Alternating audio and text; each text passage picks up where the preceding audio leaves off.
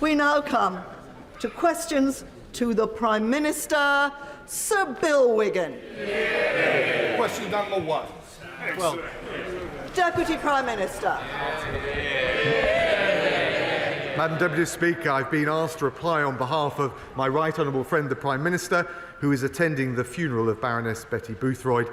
I'm sure the whole House would want to join me in paying tribute to Baroness Boothroyd, the first female Speaker of the House, and our thoughts and prayers are with her family. I'm sure the whole House does join in sending our thoughts and prayers about Baroness Boothroyd, whom we all held in very high esteem. Sir Bill Wiggin. Thank you, Madam Deputy Speaker. Phosphates leaching into the River Wye could be stopped by proven phosphate stripping technology attached to anaerobic digesters. But Herefordshire Council's bypass-hating Green and Independent group won't support or engage despite a moratorium on house building. What can he do to save our river and remove the council from such a vital, strategic and environmental responsibility? Deputy Prime Minister. Thank you, Madam Deputy Speaker. The River Wye obviously is of huge importance to nature. We're taking action to tackle pollution and raise farming standards. He'll know about the Environment Agency's farm inspection capacity and catchment-sensitive farming advice programme, and I defer to his technical knowledge in this area. I'm sure he'll want to make submissions to the local authority. Deputy Leader of the Opposition, Angela Rayner. Thank you, Madam Deputy Speaker, and welcome back into the chair. And can I share the Deputy Prime Minister's words on our Baroness and our thoughts with her family today? And I'm sure the whole House will join me also in paying tribute to Paul O'Grady after his sad death was announced today. He was a national treasure and a true Northern star, and he will be greatly missed. Madam Deputy Speaker, this week the government announced their so-called anti-social behaviour policy. It's only taken 13 years. And look, I'll give him some credit. The Deputy Prime Minister knows firsthand the misery caused by thugs and their intimidating behaviour, lurking with menace, exploding in fits of rage, creating a culture of fear, and maybe even, I don't know, throwing things. So can I ask him, under his new anti-social behaviour, does he think more bullies will be brought to justice? Madam Deputy Speaker, I can reassure the House I've never called anyone scum.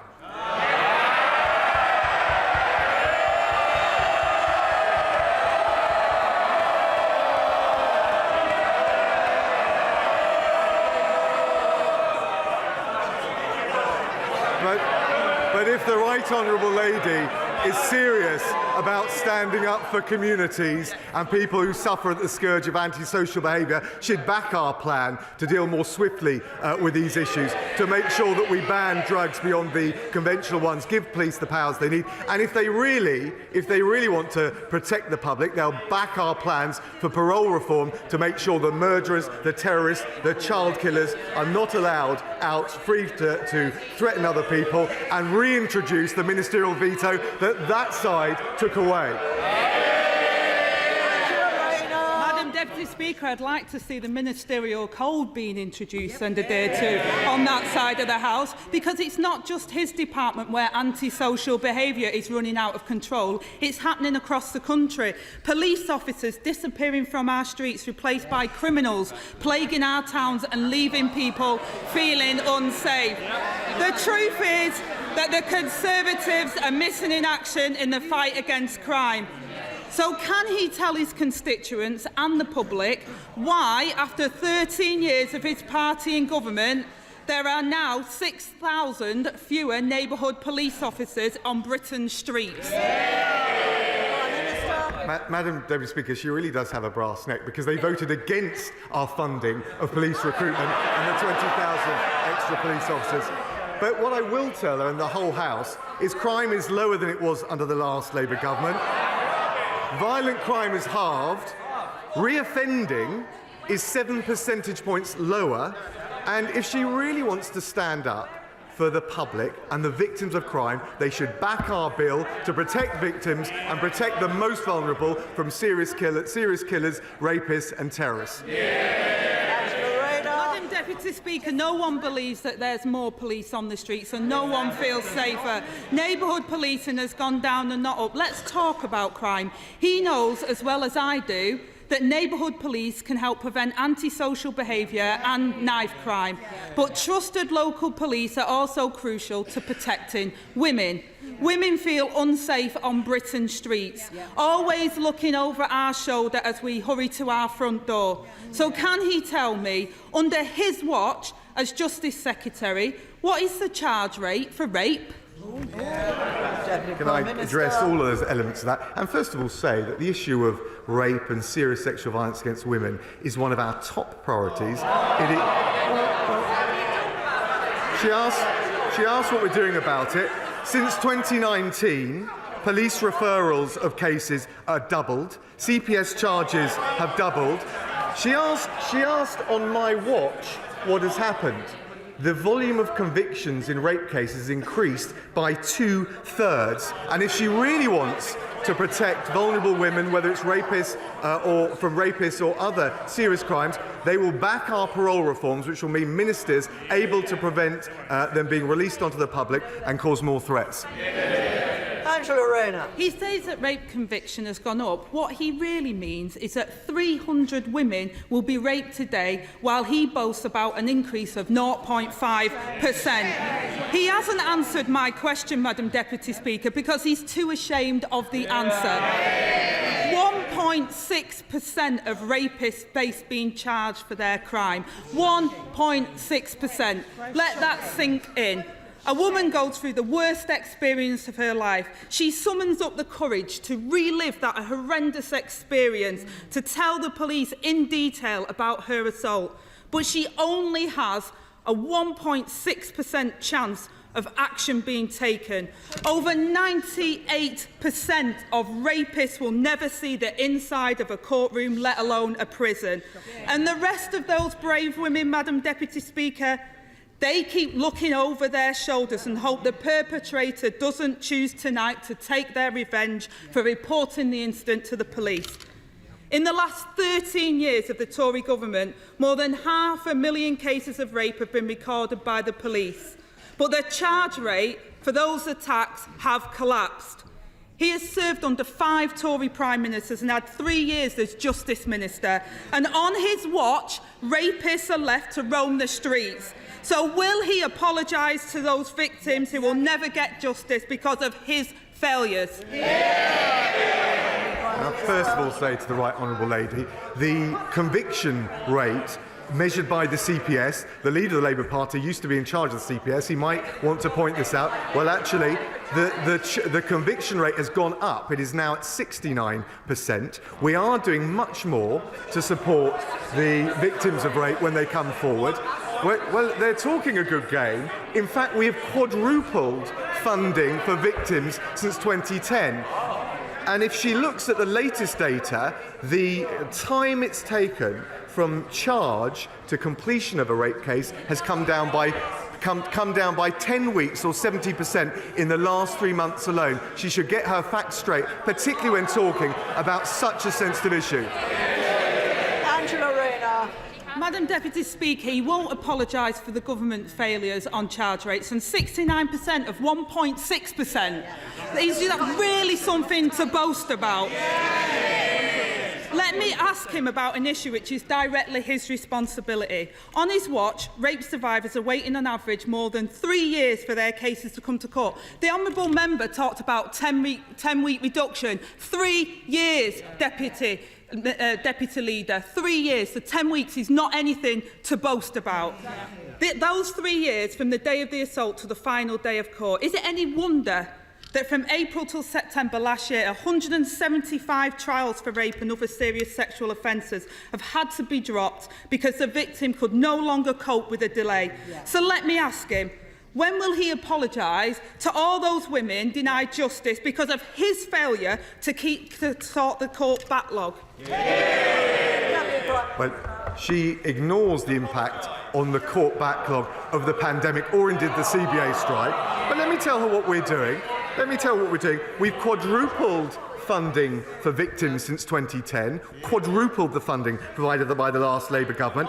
We launched the 24/7 support line so that when those victims of that appalling crime come forward, they get the support they need. We've increased the number of independent sexual violence advisors to over 1,000, and we're making sure that women that suffer this appalling crime can give pre-recorded evidence in court. We're doing everything that we can, and as I said, the rates are coming down, and we will keep taking action in this area. Is she really? If the Labour Party were really serious about this, they wouldn't have voted against longer sentences for dangerous, violent and sexual offenders in the Police Crime Sentencing and Courts Act, and she will get behind our Victims and Prisoner Bill today. Angela Rayner. Madam Deputy Speaker, not a word of apology, no sense of responsibility and not even a shred of shame. The reality is, while people in Britain feel more and more unsafe, he seems to spend all of his time trying to save his own job and none of his time on his actual job.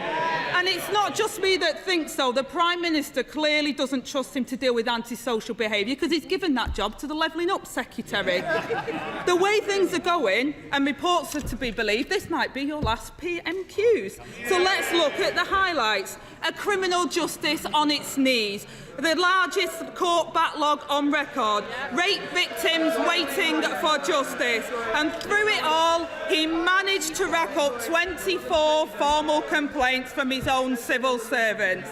So can he say today, will he walk before he's pushed? Madam Deputy Speaker, one thing never changes. She always comes with the usual bluster and political opportunism. Let me tell the Right Honourable Lady what we've been doing, what I've been doing this week. We've delivered new legislation to support the victims of crime, including rape, and to protect the public. We've delivered a plan to stamp out antisocial behaviour, and we've supported families with their energy bills. What's she done? What have the Labour front bench done? They tried to block our small boats bill, and that's the difference between them and us. We deliver for Britain. She likes to play her political games.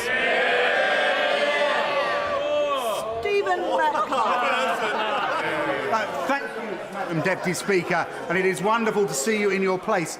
As my right honourable friend will be aware, the Thames Freeport was recently given the final go-ahead to become fully operational, creating thousands of jobs and attracting millions in inward investment.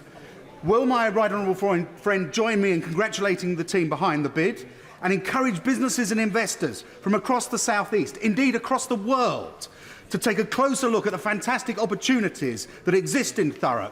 And will he work with local education providers to ensure my constituents have the skills needed to take up these fantastic opportunities? Well, can I thank my honourable friend? I certainly do support and pay tribute to all of those who have made the new Thames Freeport possible, with its potential to deliver over 12,000 new jobs. I look forward to seeing the local community and the wider communities benefit from the tax benefits, the customs zones, and we'll see how these plans progress. And again, I think it's good news to see the communities in Basildon and Thurrock taking full advantage of the Brexit opportunities. Deputy Leader of the SNP, Murray Black. Thank you, Madam Deputy Speaker, and I also wish to send my warm regards to the family of Paul O'Grady, the legendary drag queen, for all he's done for my community. I also want to congratulate Humza Yousaf as he becomes First Minister of Scotland. As the first Scots, Asian and Muslim to hold such an office, I'm sure the whole House will send his warm regards. Now, in recent days, video footage has emerged of the former Chancellor and the former chair of the 1922 committee offering their services for £60,000 on top of their MP's salary. The former Health Secretary offered his wisdom for £10,000 a day. Going once. Can I ask the Deputy Prime Minister, when he is inevitably booted out of office, what will his going rate be? Well, can I welcome her to the chamber? The system of The system of declarations is there to ensure transparency and accountability, and of course the Conservatives backed tightening up those rules to make sure that there couldn't be any lobbying. But can I also join with, except to take her up on her tribute to the new First Minister of Scotland. The Prime Minister spoke to him last night. We welcome him to his place, and of course the government will want to work constructively with him in the best interest of the people of Scotland. Murray Black. During a cost of living crisis, as his colleagues eye up barrels of cash from fake companies, it's the people across these aisles that are being led by donkeys, and they're sitting on those. Now, the former Health Secretary also said that he would impart his wisdom for £1,500 an hour. Most nurses earn little above £15 an hour. Who does the Deputy Prime Minister think is best value for money and for the public? Well, I'm delighted that the majority of the health unions have accepted the pay settlement. We think that that's absolutely right. And she raises the issue, and of course we've worked with on a cross-party basis to curb the limits on second earnings. I noticed the benches on this side are curiously quiet. Is that because there's 10 shadow cabinet members on their benches who are taking earnings? In particular, the shadow foreign secretary looks like he certainly doesn't want to be under the limelight. He's got earned second earnings from 40 different sources. I don't think they can talk about it. And as far as the Honourable Lady is concerned, we've done everything we can to make sure there's transparency and accountability. Jack Burton. Thank you, Madam Deputy Speaker. It's very good to see you back in this place. Stoke-on-Trent has been announced as one of the Levelling Up partnerships, and this is on top of the investment we've already received through programmes like the Levelling Up Fund. And this is being delivered thanks to Conservatives working together in government and on the City Council, led by the formidable councillor Abby Brown. So would my right honourable friend agree with me, if people want to continue to see the levelling up of opportunities in Stoke-on-Trent, they should vote Conservative in the local elections in May? Well, my honourable friend is absolutely right. And after years of neglect under Labour, it's now the Conservatives, in no small part thanks to my honourable friend, who have been levelling up in Stoke-on-Trent. £11 million from the Shared Prosperity Fund, £12 million from the Levelling Up Fund, £4 million from the Regional Growth Fund, and that's supporting over 500 jobs and £28 million of private investment. That's the difference for the people of Stoke under a Conservative government. Sir Geoffrey Donaldson. Thank you, Madam Deputy Speaker. Yesterday, the Secretary of State told us that the Security Service, MI5, have increased the terrorism threat level in Northern Ireland to severe. Responsibility for dealing with terrorism and national security rests with the Government of the United Kingdom, including in Northern Ireland. Will the Deputy Prime Minister assure me and the people of Northern Ireland that the Government will provide the Police Service of Northern Ireland and the Security Service with the resources that they need to counter this serious terrorist threat? Deputy Prime Minister. Can I thank the honourable gentleman? He's absolutely right.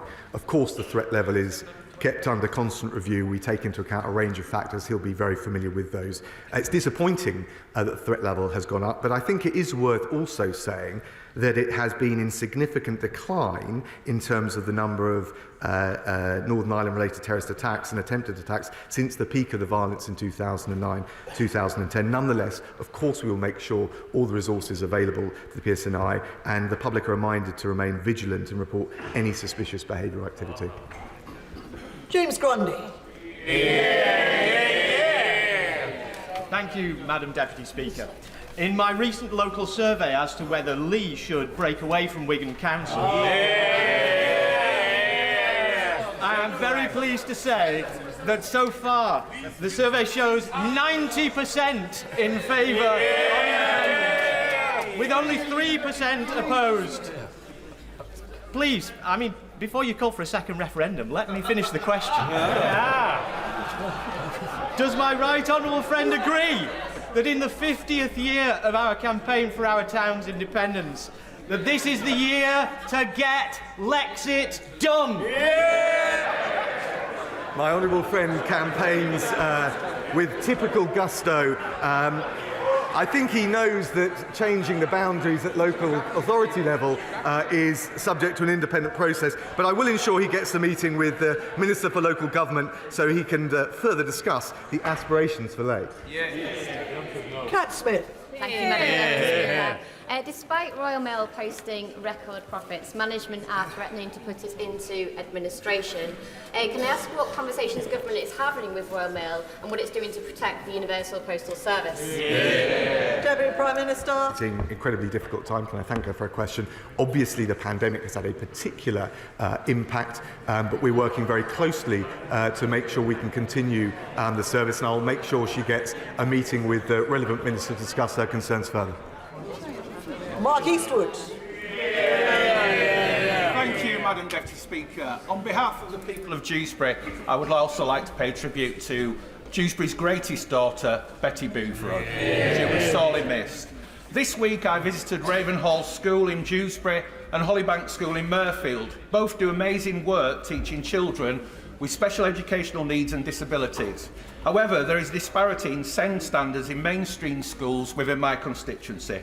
Would my right honourable friend join me in thanking the teachers and staff at Ravensall and Hollybank for everything they do, and could he also outline how we can ensure all our children are given the best chance in life regardless of which school they go to? Deputy Prime Minister. Can I thank my honourable friend and pay tribute to the teachers and the staff at both schools, Ravensall and Hollybank, for the amazing work they do. It's a very difficult and challenging job and incredibly important for the life chances of those children affected. He'll know that in March we published the SEND and Alternative Provision Improvement Plan with new national standards, and that's backed up by an increased specialist provision locally with £2.6 billion going into it, and that includes opening 33 new special schools with a further 49 in the pipeline. Douglas Chapman. While the Prime Minister is absent, I hope he later gets a chance to watch the BBC dramatisation the Brinksmat robbery, which was held in the 1980s, where the police team assigned to the recovery of this gold only got back half of the gold that was stolen. That sum pales into insignificance compared with the measly 1% from the £1 billion of business grants that was lost to the fraud issued by the Prime Minister under his watch when he was Chancellor. The fingerprints show that this massive fraud now lies at 10 Downing Street. To quote your former fraud minister, Lord Bolton, when will this government get its act together and step up the recovery efforts on behalf of the taxpayer? Deputy Prime Minister. Well, the instance of fraud had become much more complex with the online instance, but he will have noted the massive increase in funding for tackling fraud in the recent budget, and we're confident that will give us the resources we need to tackle this often invisible but very damaging crime. Sir Robert Neal. The Deputy Prime Minister will know that stroke is the greatest cause of adult disability in this country and costs our economy some £26 billion, never mind destroying lives. Last year I met Dr John Stevens, who was unable even to sit up unaided after a stroke, but because of emergency thrombectomy procedure is now back at work as a GP in the NHS. Sadly, only 30% of eligible patients actually get thrombectomies. Will the Deputy Prime Minister agree that we need greatly to increase the rollout of thrombectomy procedures, and would he perhaps, in the run-up to World Thrombectomy Day next month, join me in visiting a thrombectomy centre to see at first hand the difference it can make to lives and to getting people back into meaningful and productive work and enjoyment?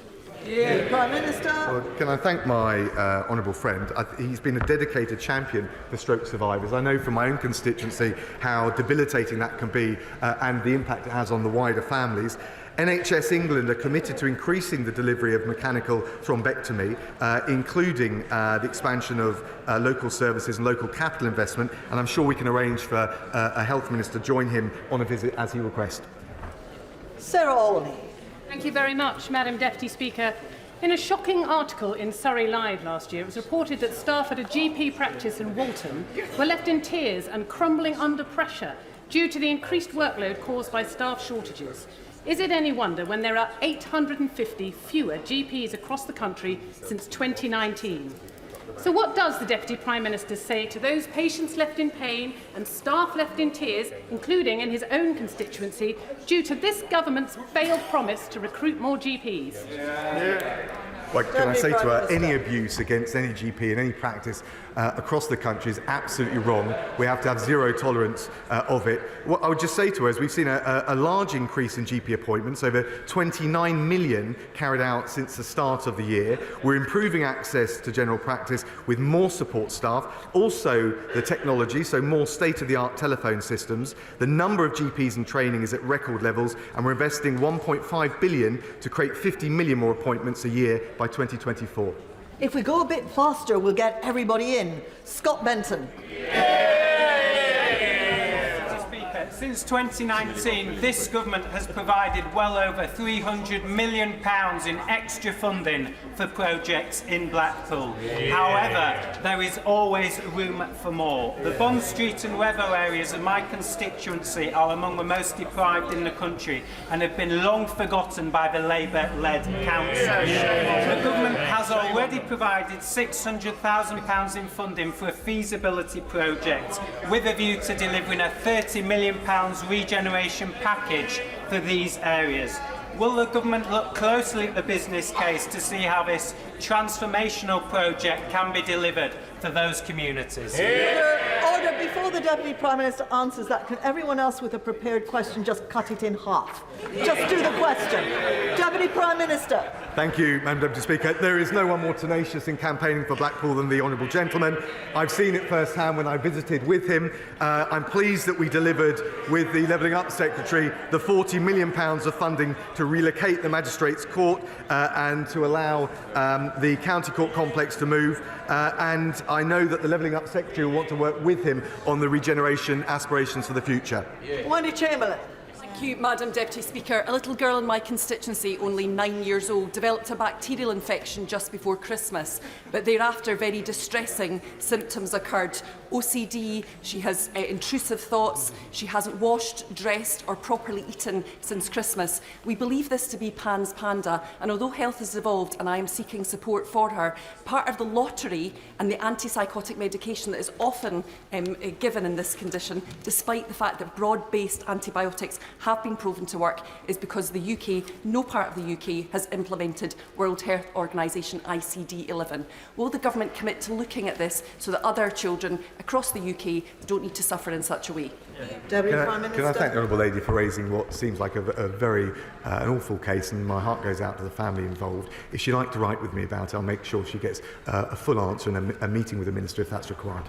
Caroline Nooks. Thank you, Madam Deputy Speaker. Georgia Harrison is an incredibly brave young woman who only got justice when she was a victim of revenge porn because she could prove that the perpetrator intended to cause her distress. Most victims can't, and perpetrators are using platforms to use revenge porn for financial gain. That's not covered in the legislation. Will my right honourable friend commit to looking at the case studies Georgia has compiled and reviewing this legislation to strengthen it and make it more effective? Deputy Prime Minister. Can I thank the Honourable Lady, my honourable friend, my right honourable friend, for all that she's done in this area. I know that there have been a considerable number of changes to the Online Safety Bill, not least because of her forensic attention to detail. They will include the creation of a new base offence of sharing intimate images without consent that don't require proof of an intention to cause distress. And of course the government also supports the Revenge Porn Helpline, which offers free and confidential advice. If there are any further changes that she thinks need to be made, very happy to look at them with her. Sir Chris Bryant. Thank you, Madam Deputy Speaker. I don't know whether the Deputy Prime Minister ever met Lily Savage or has ever spent a night out at the Royal Vauxhall Tavern, but Lily was... I can take him sometime if he wants to go. I think that was a yes, actually, yeah. But Lily was performing at the height of the AIDS crisis in 1987. When police officers raided the pub, arrested her amongst others. They were wearing rubber gloves because supposedly they were protecting themselves from contracting HIV from touching gay men. Lily amazingly said at the time, "Oh, lads, you've come to do the washing up. That's great." Her alter ego, Paul O'Grady, campaigned acerbically and hilariously for elderly people, for care workers, against oppression of every kind. Isn't it time we in this country celebrated our naughty, hilarious drag queens and comics of every kind who inspire us to be a better and more generous nation? Can I thank the honourable gentleman? I totally agree with him. And Paul Grayson was an incredible comic, but he also... But Paul O'Grady. But in terms of Lily Savage also, I think some of that comedy broke glass ceilings and broke boundaries in a way that certainly politicians would struggle to do. So I agree with that. I also think it shows how we need greater, more rambunctious free speech, and we need to avoid the wokery and the limitations on comedy, which I'm afraid both of them would have had no time for. Dame Caroline Dinage. Very much, Madam Deputy Speaker. I'd like to associate myself with the words of the honourable gentleman from Rhondda. Paul O'Grady was a great champion for animal welfare as well. Madam Deputy Speaker, the biggest cause of death for children in this country under the age of 14 is cancer. As she knows, I've been calling for a childhood cancer mission to radically change how we detect, how we treat and how we care for children with cancer. Everything from genome science for detection right the way through to 7-day-a-week play facilities in children's ward. The Health Secretary's been brilliant. He's met with me and has been really positive on this. But will the Deputy Prime Minister restate the government's support for a childhood cancer mission? Deputy Prime Minister. Can I thank my honourable friend? I certainly will. And the suffering that any child must go through when they get a condition like cancer at such an early age, difficult to believe, and the pressure on the families, incredible. So I thank her for her work. The DHSC will publish a major condition strategy to look at improving outcomes and experience for all cancer patients, but including in particular children. I can't preempt that, but I know it will draw on previous work, including submissions from the various childhood cancer charities. And again, I pay tribute to the work that they do. Stephanie Peacock. Thank you, Madam Deputy Speaker. My 6-year-old constituent Daniel has cerebral palsy and mitochondrial disease. He has received palliative care from the Bluebell Wood Children's Hospital, who were forced to temporarily close last year due to staffing pressures. They have ongoing concerns about rising bills. Will the Deputy Prime Minister reassure Daniel's family that he will receive the palliative care he requires as and when he needs it? Prime Minister. Can I thank her for raising that very important case that she does? I don't know all the facts of it, but if she writes to me, I'm very happy to look at it. We will make sure the resourcing, but also the care is there. And if, again, as I say, if she writes to me, I'm sure we can arrange for a meeting with the relevant minister. Wendy Morton. Madam Deputy Speaker, the inclusion of the West Midlands as a hotspot trailblazer police force area in the antisocial behaviour action plan is really good news. Could my right honourable friend outline, though, how communities such as those in my constituency on the periphery of the West Midlands will see and feel the positive difference that this will bring, and that we won't simply see a redirecting of our valuable resources by the Labour Police and Crime Commissioner into other parts of the West Midlands? Deputy Prime Minister. Well, can I thank my right honourable friend? She raised a really important point. The antisocial behaviour action plan will help us crack down and make sure on antisocial behaviour and make sure that those responsible conduct and undergo repairs within 48 hours, things like cleaning up litter and graffiti. In terms of the West Midlands enhanced hotspot, I'm delighted they'll be getting that additional funding. She's right for the PCCs to determine the precise allocation of funding, but I'm sure she'll make her representations in the usual powerful way. Mary Glendon. Madam Deputy Speaker. Announcing her retirement, North Tyneside-born Sarah Hunter MBE played her final game of rugby at the opening Women's Six Nations match at Kingston Park last Saturday. Sarah is the most capped international rugby player in the world, a true professional, great ambassador for her sport and an inspiration to so many.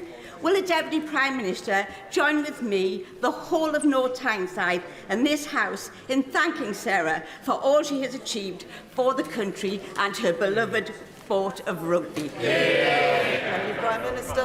Can I thank the honourable lady? She's absolutely right. I pay tribute to the trailblazing record of Sarah. I had the opportunity a few years ago to watch the England female rugby team. I was blown away, and we look forward to her and them going on to bigger and better things.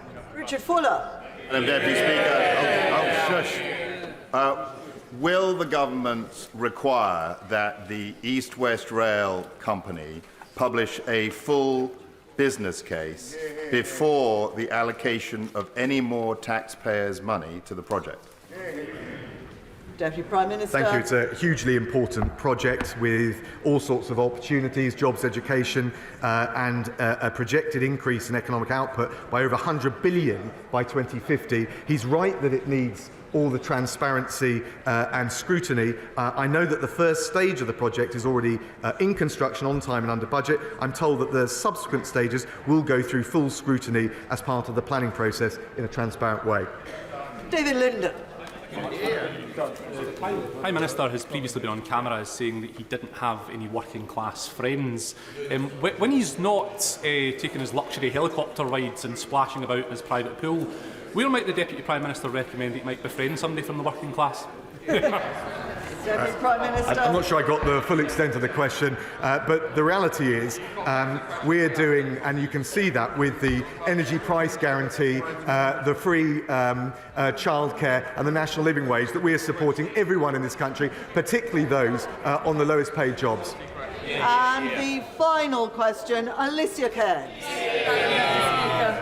This week, Rutlander Andrew Osborne solo sailed 3,000 miles, taking 78 days across the Atlantic Ocean. He raised £142,000 for cardiac risk in the young after his daughter Amy died in her sleep, age 25, being discovered by her sister the next morning. 1 in 12 children die every week of undiagnosed heart conditions. So can my right honourable friend please reassure me what we are doing to increase the diagnosis of undiagnosed heart conditions in children and young people? Deputy Prime Minister. Can I thank my honourable friend for raising this, and our heartfelt condolences go to the family of Amy, but likewise our congratulations go to Andrew on an incredible feat. The fact that 12 young people die every week from an undiagnosed heart condition is something we all want to see an end to. There's more resource going in, there's more research going in, and I'll arrange for a meeting between her and the relevant minister.